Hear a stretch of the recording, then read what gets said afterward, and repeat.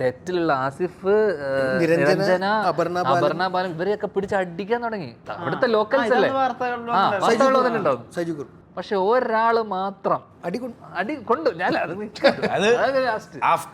ഇതൊക്കെ നടക്കുന്ന സമയത്ത് ഒരാള് മാത്രം അവിടെ ഇല്ല, കാരവാനില്ല, റെസ്റ്റിലാണ്. ബാംഗ്ലൂർ ആകുമ്പോ എന്ത് ചെയ്തിട്ട് കാരവാനിലിരിക്കാന്ന് ഊഹിച്ചൂടെ? ബാംഗ്ലൂരിൽ അതിന് തലേ ദിവസം കണ്ട സിനിമ അടുത്ത ദിവസം കണ്ടത് ബാഹുബലി ആയിരുന്നു. ഓക്കെ, പുള്ളി കണ്ടത്. അപ്പൊ മനസ്സിൽ ഫുള്ള് പ്രഭാസ് ആണെന്നുള്ളൊരു മനസ്സിൽ ചിന്ത മൊത്തം ഞാൻ പ്രഭാസാണെന്നുള്ളതാണ് ചിന്ത.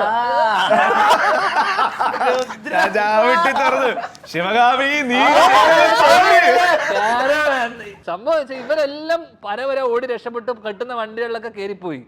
ഒരാള് കാരവന് ഡോറ് ചവിട്ടി തുറന്ന് ഈ 150 ആൾക്കാരെടുത്ത് വാടാ എന്ന് പറയാ, അടി കൊണ്ട് വിളിച്ചതും അവര് വന്നു.